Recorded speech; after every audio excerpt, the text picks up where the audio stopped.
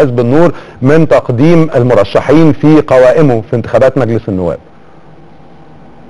هو في حقيقة الأمر الجميع يعلم أن استراتيجية حزب النور أو خيار الاستراتيجي عند حزب النور كان هو التحالف، إيمانا بأن الدولة تحتاج إلى تكاتف الجميع وأن يشارك الجميع في القائمة. لكن نظرا لأنه كثير من الأحزاب أو التحالفات كانت تقول إلا حزب النور، فهذا لم يمنعنا من أن نستعد بقائمة مستقلة فيها بعض الذين ينتمون إلى الحزب وآخرون مستقلون.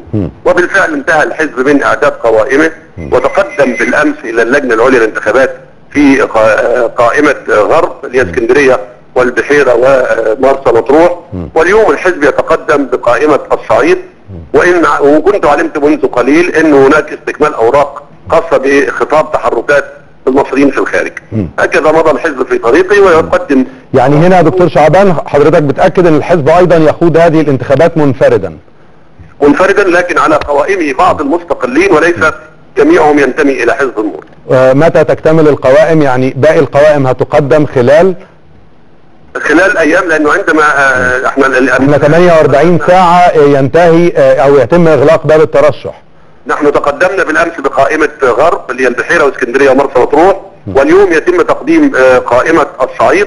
وان كنت علمت منذ قليل ان هناك خطاب تحركات مطلوب من المصريين في الخارج، فربما يستوفى هذا الخطاب وتقدم القائمة اليوم إذا لم تكن قد قدمت بالفعل. طيب القوائم اللي بيقدمها حزب النور يا دكتور شعبان هل تشمل أم لا بعض الأسماء من المنتمين سابقا إلى أن يعني الأحزاب التي كانت تمثل النظامين السابقين، الحزب الوطني أو حزب الحرية والعدالة؟ وسبب هذا التساؤل أنه في لقاء سابق في برنامج مصر تنتخب الأستاذ نادر بكار قال ما معناه وليس حرفيا أننا لا نمانع في التعاون مع أي شخص القانون يكفل له الحق في خوض هذه الانتخابات حتى لو كان من الحزبين في مرحلة سابقة او من اي قوة سياسية كانت موجودة على الساحة في فترة ما قبل ثورة 25 يناير.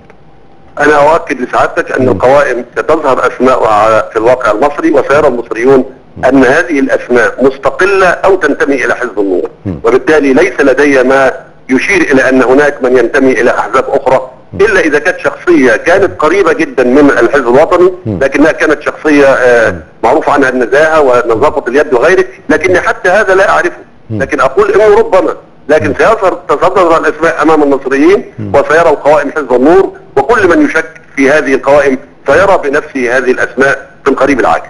بشكرك دكتور شعبان عبد العليم نائب رئيس حزب النور، شكرا جزيلا لك. ارجع نستكمل كلامنا مع الدكتور صلاح حسب الله. لو حضرتك حابب تعقب على اي معلومه وردت في او اي راي ورد في الاتصالين طبعا لك الحق الكامل في هذا الامر. حضرتك كنت تتكلم عن رؤيتك لاهميه اجراء الانتخابات في موعدها. طيب هي بس قبل رؤيتي برضو بس هو تعليق سريع على الدكتور شعبان، على فكره هو صديق عزيز، هو اتكلم على مساله ان هو كان يميل للتحالف كحزب نور، انما معظم الاحزاب قالت لا الا النور. هي المساله على فكره مش رفض للنور، هي على فكره في قواعد للعمل السياسي الجبهوي واللي هو في التحالف، ان احنا نبقى متفقين على ارضيه واحده واقفين على ارضيه واحده زي الارضيه اللي هي الارضيه المدنيه. انا حزب مدني متدين كل حاجه ما فيش مشاكل خالص، انما في نفس الوقت على فكره حزب يعني ما بدعيش ان انا عندي مثلا مرجعيه اسلاميه او ان انا مش عارف كذا. فحزب النور اصلا ميراثه حتى او تاريخه في العمل السياسي على فكره كان مرتبط بمساله تتناقض تماما مع الاداء المدني. هو يتحدث واضح انه يقول لا انا حزب مدني، انما لا الممارسه بتقول ان هو غير كده، بدليل ان في انتخابات 2011 كان مثلا ما بيخاف يحط صوره المراه وبيحط ورده. فاحنا النهارده عندنا قوانين